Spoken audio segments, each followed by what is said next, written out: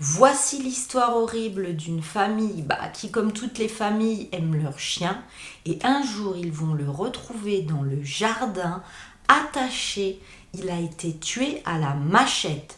Ceci a été fait comme une menace et pour leur dire de se tenir à carreau. Mais cela n'est pas le pire, car un jour la grand-mère de cette famille va rentrer chez elle et elle va trouver du sang partout dans la maison. Mais que s'est-il passé ?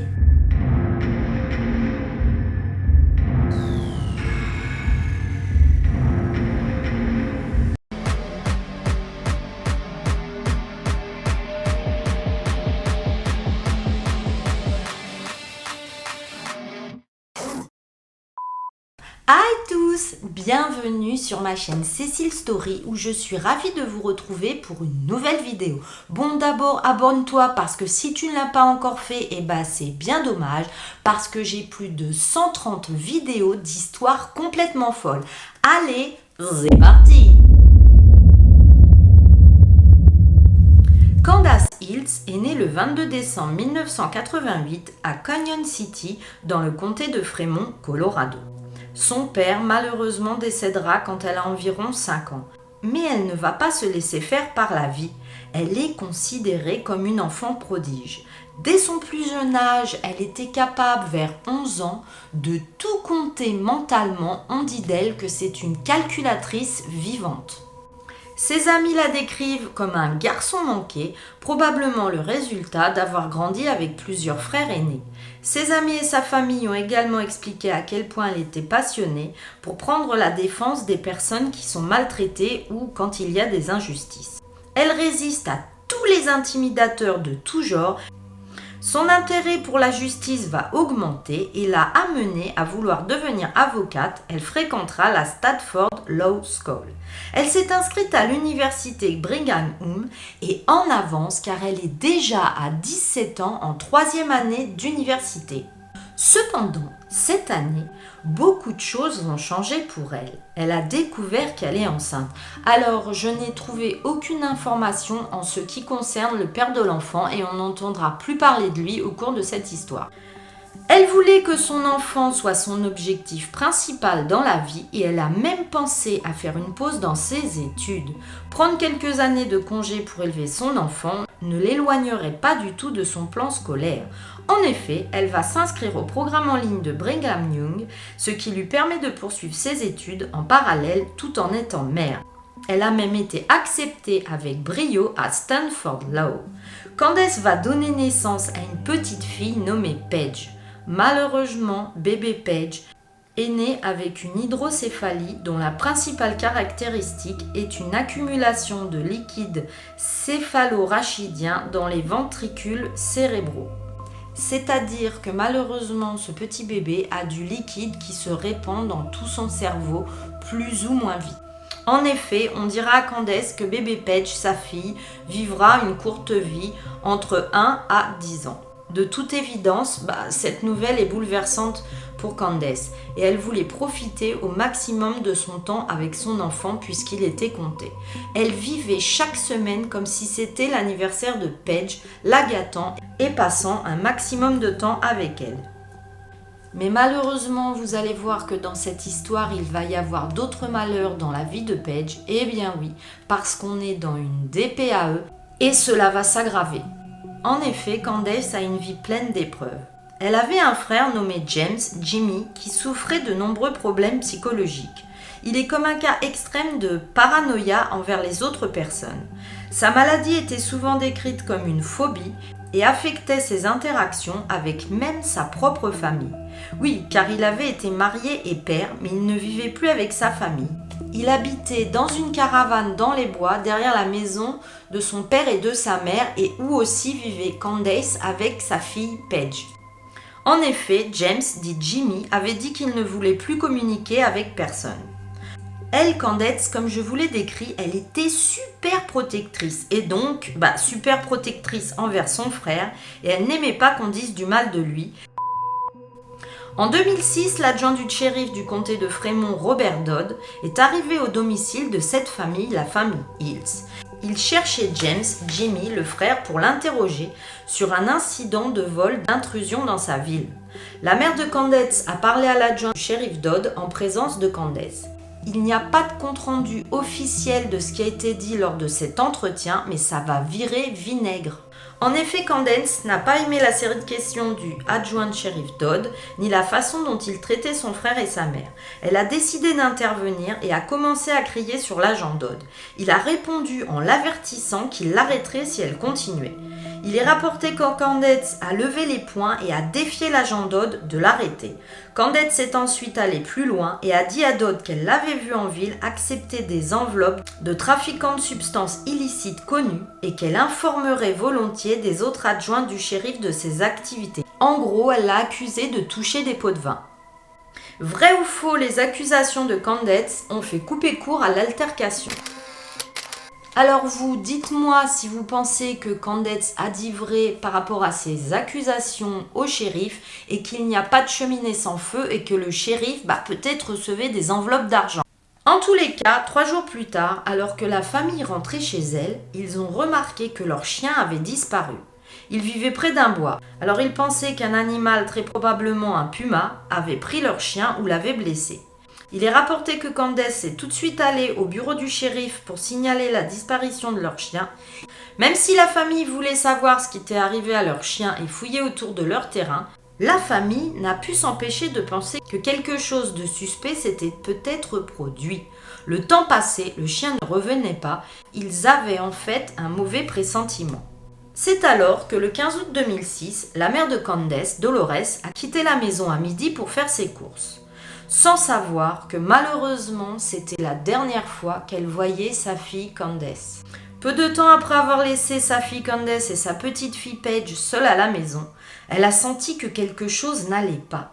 Et elle a demandé à ses voisins de vérifier si tout allait bien chez elle. Mais des rumeurs confirment que les voisins ne sont même pas allés vérifier si tout allait bien dans la maison de Dolores. À 15h30 cet après-midi-là, elle rentre chez elle, ouvre la porte et elle entend Paige, qui avait 11 mois, hurlant et pleurant seule dans son berceau. Dolores a également trouvé des flaques de sang et des éclaboussures de sang sur les murs. C'est horrible. Elle est épouvantée. De plus, elle ne trouve Candace nulle part. Elle a couru dans la chambre pour récupérer Paige et la prendre dans ses bras et a fait une découverte choquante. Il semblait y avoir quelque chose sous le lit, enveloppé dans une couette verte. Dolores s'est immédiatement sentie mal, elle avait mal au ventre, avec tout le sang qu'il y avait partout et Paige criant, et sa fille n'étant nulle part. Cette couette verte enroulée n'était pas bon signe. Et là, l'horreur. Elle a déballé la couette verte pour trouver le corps sans vie de Candace avec de multiples blessures par balle à la tête. Il est rapporté qu'environ 75% de sa tête n'était plus visible parce qu'elle avait été visée énormément de fois. Dolores a tenu la main de Candace jusqu'à ce que la police se présente. À savoir que l'appel au 911 entre Dolores et la police ne sera jamais rendu public et moi je vous demande pourquoi. L'adjoint Briscoe et l'adjoint du shérif Dodd vont tous les deux être dépêchés sur cette affaire. Selon Dolores la mère, les 2 détectives ont fait un travail horrible avec la scène de crime. Ils n'ont pas enregistré les preuves comme cela doit être fait. Ils ont laissé la scène de crime dans un état pitoyable. Car il était facile pour tous les policiers et les journalistes d'entrer et sortir et de potentiellement contaminer les preuves. Presque immédiatement, les officiers ont pointé du doigt Jimmy le frère. C'est lui le coupable. Une chasse à l'homme a été organisée pour le retrouver. Au début, de nombreux enquêteurs ont parcouru la zone boisée entourant la résidence des Hills à la recherche, pensait-on, d'indices ou de preuves, mais on se rendra très vite compte que eux, tout ce qu'ils cherchent, c'est le frère. En effet, les officiers n'avaient pas de théorie alternative et leur seul objectif principal était de trouver James Hills. Ils en étaient convaincus d'avance, ce ne pouvait que être lui le coupable. Et là, moi, je vous le dis, si vous êtes pour la cause animale, scrollez 1 minute plus loin parce que les détails vont être horribles. En cherchant donc Jimmy le frère dans les bois, Ils vont trouver le chien de la famille attaché à un arbre et massacré à coups de hache. Il était là depuis au moins 3 jours. Certaines personnes pensaient que le chien avait été capturé et tué afin que le meurtrier puisse entrer facilement dans la maison sans que le chien n'aboie ou n'alerte la famille de sa présence. D'autres pensent que le chien avait été tué pour narguer la famille, leur faire de la peine et les prévenir qu'une menace planait sur eux, sauf que la famille n'a pas trouvé le chien et donc n'ont été prévenus de rien du tout. Les enquêteurs ont commencé à interroger la famille sur l'endroit où se trouvait James Jimmy, car on ne savait pas où il était. En effet, James était normalement dans un institut de santé, mais il en était sorti. La mère Dolores expliquera aux officiers qu'il n'avait aucun antécédent de violence et qu'il ne possédait même pas d'arme à feu. Mais les agents, eux, n'en ont pas tenu compte. Ils ont continué à interroger Dolores sur son fils pendant plus de 4 heures. Une fois que les agents ont terminé leur enquête, la famille a été autorisée à retourner dans la maison et là vous n'êtes pas prêts parce que c'est du grand n'importe quoi. La famille retourne donc dans leur maison familiale qui a été bien souillée par tous les allées et venues, mais ce n'est pas tout. Dolores et ses fils ont trouvé plusieurs éléments de preuve qui avaient été banalisés et laissés sur place au lieu d'être mis sous sachet plastique, sous scellé et d'être emportés au commissariat de police. Il y avait une cartouche de fusil de chasse dans le berceau du bébé, un doudou vert imbibé de sang, un écran d'ordinateur taché de sang, des serviettes ensanglantées à l'intérieur de la maison qui auraient été utilisées potentiellement par le tueur, et la chemise tachée de sang que portait Candace ce jour-là. Rien n'avait été emporté comme preuve au commissariat de police. Alors là, moi je vous le dis, la police n'est pas du tout au taquet du taquet sur cette affaire. La mère Dolores déclara qu'il n'avait pris que 15 articles dans la maison familiale, dont un petit morceau de tapis et un morceau de lambris. Elle était plus que choquée parce que les agents Dodd et Briscoe n'étaient pas des enquêteurs débutants. Ils auraient dû savoir que tout ce qui restait était vital pour l'affaire. Dolores et ses fils ont décidé de rassembler toutes ces preuves, de les enregistrer, de les mettre dans des sacs et de tout photographier. Dolores est descendue au poste du shérif, mais il ne voulait pas la recevoir. Un peu plus tard, l'adjoint Briscoe est venu à leur domicile avec un mandat de perquisition et a pris les preuves que la famille avait recueillies. Le département du shérif a publié une déclaration disant qu'il recherchait James et avertit le public qu'il pourrait être armé. Ils ont retrouvé James 3 jours après le meurtre de Candace.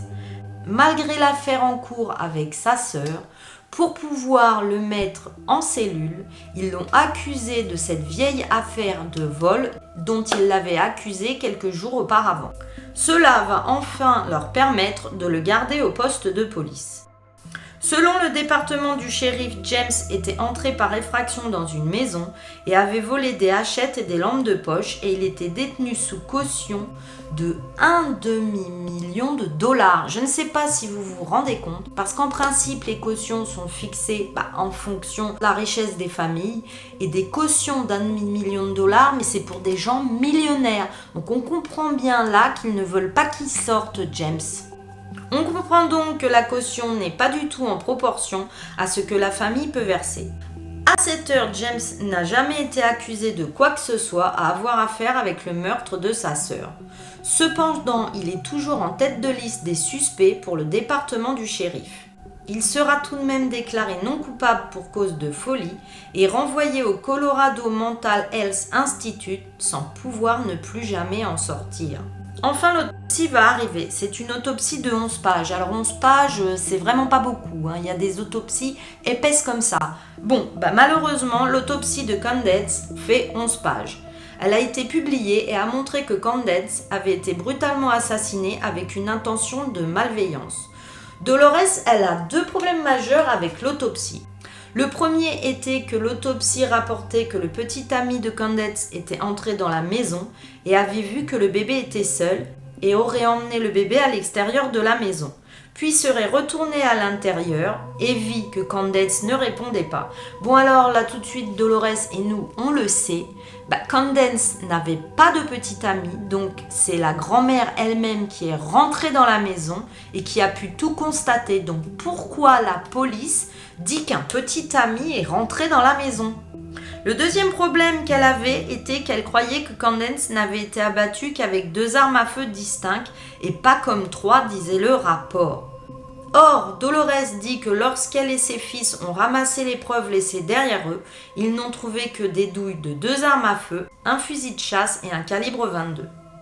Le temps passe. 5 mois après la mort de Candace, Dolores a déposé une plainte auprès du bureau du procureur général du Colorado car elle pensait que l'affaire n'avait pas été menée correctement.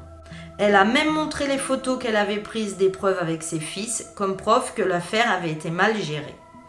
Et croyez-le ou non, mais 10 ans vont passer et on se retrouve en 2016. Nous sommes en décembre 2016. Rick Ratzlaff était à une vente aux enchères pour des unités de stockage.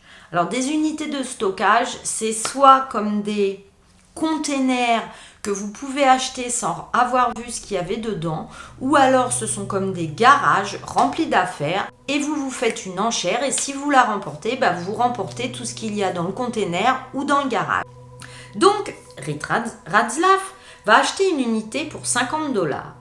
L'unité avait des gyrophares de police, de vieux uniformes de police et des dossiers.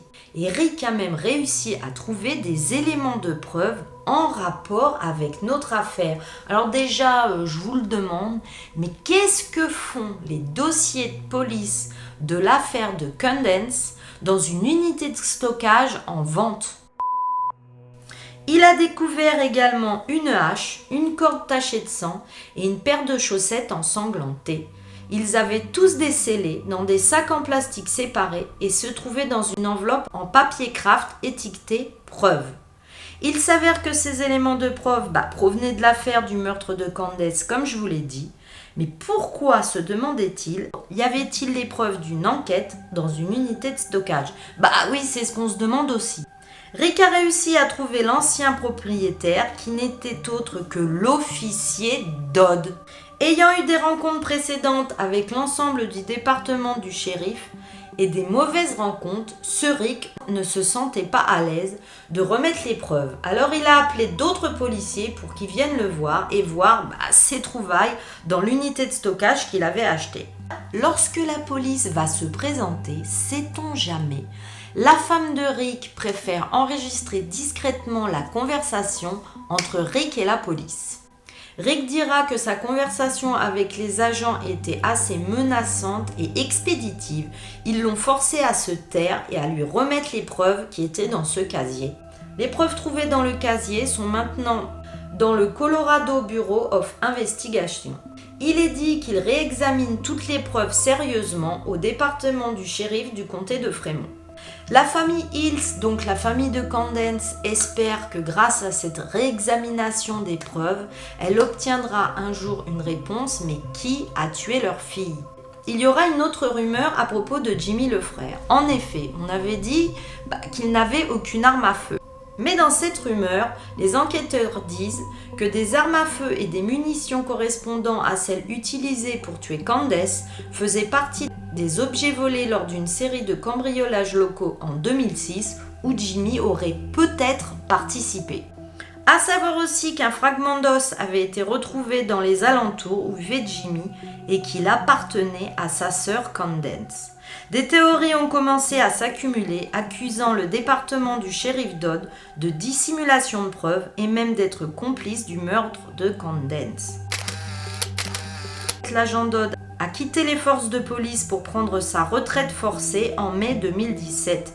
Il est accusé de 2 chefs d'inconduite. Peu de temps après, des preuves vidéo ont été trouvées dans une décharge qui le relie à une affaire d'agression intime. Et enfin, Dodd a été condamné en 2018 pour inconduite officielle lors de l'enquête de Candace et d'abus envers des documents publics. Malheureusement, même si au début la mère de Candace pensait que son fils Jimmy était innocent, avec toute la pression policière et des villageois, elle a fini par penser pendant des années que son fils était le tueur de sa fille. Puis Dolores a changé d'avis après la condamnation de l'adjoint au shérif Dodd. Elle a publiquement exprimé sa méfiance à l'égard de la police. Paige, le bébé, a vécu après la mort de sa mère jusqu'à l'âge de 7 ans, malheureusement décédée de sa maladie. Cependant, aussi courte que soit la vie de Paige ou de sa mère, les proches diront qu'elles ont une vie mère et fille heureuse et fusionnelle. Voilà, cette horrible et triste histoire à tous les niveaux est finie. Bon d'abord déjà dis-moi si tu la connaissais et dis-moi si tu ne la trouves pas horrible. Moi alors là tout y passe parce qu'il y a le petit bébé qui est malade et qui ne vivra que 7 ans. Il y a le chien accroché à l'arbre et tué à la hachette, mais laissez les animaux tranquilles. Il y a cette jeune femme qui, en plus d'avoir été tuée, va être mise dans une couverture, roulée et mise sur le lit et trouvée par sa mère, mais c'est totalement horrible. Mère qui, en plus, a un fils qui est paranoïaque et qui ne veut plus voir personne et qui vit reclus dans une caravane derrière sa maison.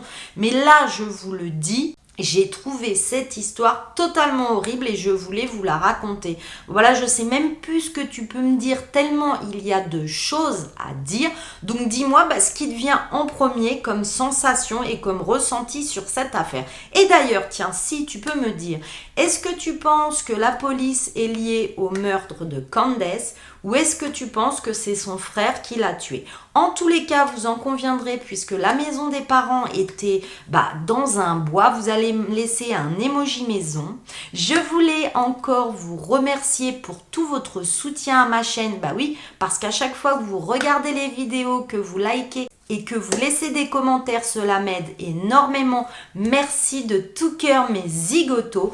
Toi, si tu ne l'as pas encore fait, mais abonne-toi à ma chaîne parce que j'ai plus de 130 vidéos horribles et complètement folles.